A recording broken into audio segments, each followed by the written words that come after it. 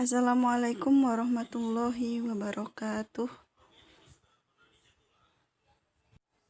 Perkenalkan, nama saya Zulfa Ayu Abdillah. Saya mengajar IPA kelas 7. Bab pertama yang akan kita pelajari adalah objek IPA dan pengamatannya. Pada bab ini akan dibagi menjadi 3 topik. Yang pertama penyelidikan IPA, yang kedua pengukuran, yang ketiga besaran pokok dan besaran turunan. Sebelum kita mulai topik yang pertama, silakan kalian persiapkan buku tulis untuk mencatat hal-hal yang penting. Nah, untuk pertemuan kali ini yang akan kita pelajari adalah penyelidikan IPA. Sebelum kita masuk ke dalam materi inti, kita harus tahu terlebih dahulu apa saja sih ruang lingkup IPA.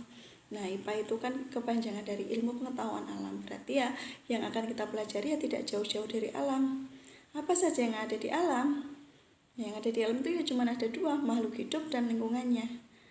Nah, makhluk hidup itu ada apa saja? Ada hewan, ada tumbuhan, ada apa? Ada hewan, ada tumbuhan, ada virus, ada bakteri, dan lain sebagainya. Nah, sekarang yang lingkungan. Lingkungan ada apa saja?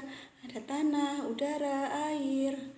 Nah, itu semuanya adalah lingkungan. Jadi secara garis besar, objek IPA itu ada 2. Ada objek biotik dan objek abiotik. Objek biotik itu semua makhluk hidup yang ada di dalam bumi ini. Apa saja?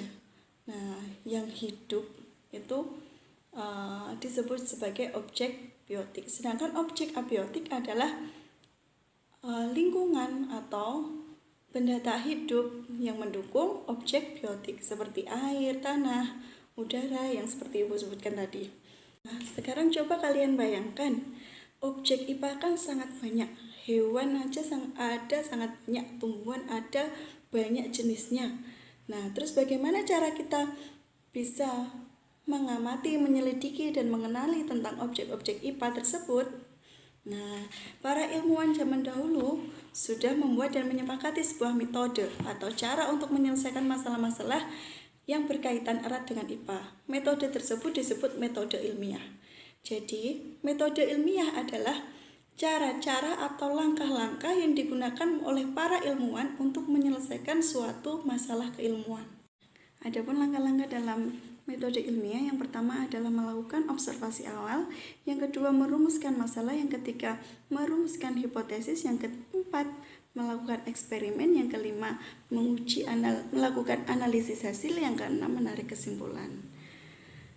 Nah, contohnya misalnya kita ingin meneliti pengaruh pemberian pupuk dari kotoran ayam terhadap tinggi tanaman cabai misalnya. Nah, kita melakukan observasi awal yaitu dengan cara mewawancarai petani yang menggunakan pupuk dari kotoran ayam itu untuk perawatan cabai. Nah, kemudian yang kedua merumuskan masalah. Nah, merumuskan masalah itu yaitu membuat suatu pertanyaan, apakah ada pengaruh pemberian pupuk dari kotoran ayam terhadap pertambahan tinggi tanaman cabai, misalnya seperti itu. Nah, kemudian yang ketiga yaitu merumuskan hipotesis atau membuat dugaan sementara. Dugaan sementaranya ya berarti ya ada pengaruh pemberian pupuk dari kotoran ayam terhadap pertumbuhan tinggi tanaman cabai. Nah, misalnya seperti itu. Kemudian yang keempat yaitu melakukan eksperimen. Kita membandingkan antara tanaman cabai yang tidak diberi pupuk kotoran ayam dengan tanaman cabai yang diberi pupuk kotoran ayam. Nah, kemudian kita amati pertumbuhannya setiap hari. Kita ukur tingginya karena kita kan ingin mengetahui pertumbuhan tinggi tanaman cabai. Nah, kita ukur setiap hari. Kemudian kita melakukan tahap yang kelima, kita melakukan analisis hasil.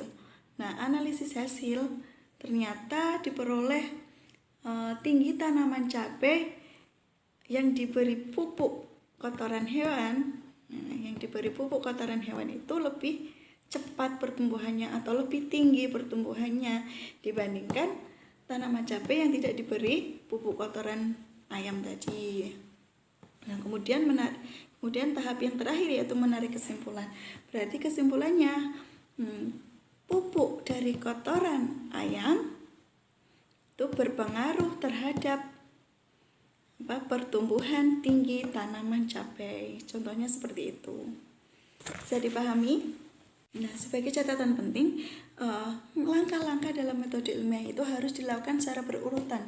Tidak boleh dilakukan secara acak. Jadi harus diurutkan, dimulai dari observasi awal. Yang kedua, merumuskan masalah. Yang ketiga, membuat hipotesis. Yang keempat, melakukan analisis, melakukan eksperimen. Yang kelima, melakukan analisis hasil. Yang terakhir adalah menarik kesimpulan. Lalu bagaimana sih proses penyelidikan IPA? Yang pertama yang perlu dilakukan adalah pengamatan. Pengamatan merupakan proses mengumpulkan data atau informasi tentang objek atau benda yang akan kita selidiki. Nah, pengamatan bisa dilakukan menggunakan indera maupun alat bantu. Misalnya, kita mengamati benda-benda yang besar yang bisa dilihat oleh mata, otomatis kita menggunakan indera kita. Nah, kalau kita mengamati benda-benda atau makhluk hidup yang kecil yang tidak bisa dilihat oleh mata, kita misalnya membutuhkan bantuan alat mikroskop seperti itu. Kemudian proses yang kedua adalah membuat inferensi.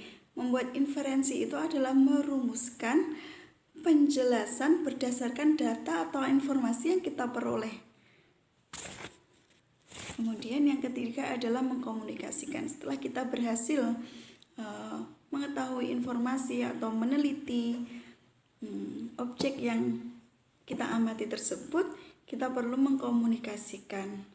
Nah, mengkomunikasikan itu bisa berupa bentuk tulisan maupun bentuk atau lisan. Nah, data-data yang digunakan untuk mendukung dalam mengkomunikasikan hasil penelitian bisa dengan tabel, grafik. Untuk pembelajaran kali ini Ibu cukupkan sampai di sini. Alhamdulillah, jazakumullah khairan atas perhatiannya. Jangan lupa belajar lagi, dibaca lagi modul yang Ibu berikan. Nanti akan Ibu beri tugas untuk di rumah untuk kalian terkait dengan materi kita kali ini, yaitu penyelidikan IPA. Untuk materi selanjutnya yang akan kita pelajari adalah bab pengukuran. Nah, nanti sampai ketemu di pertemuan selanjutnya. Ibu tutup. Wassalamualaikum warahmatullahi wabarakatuh.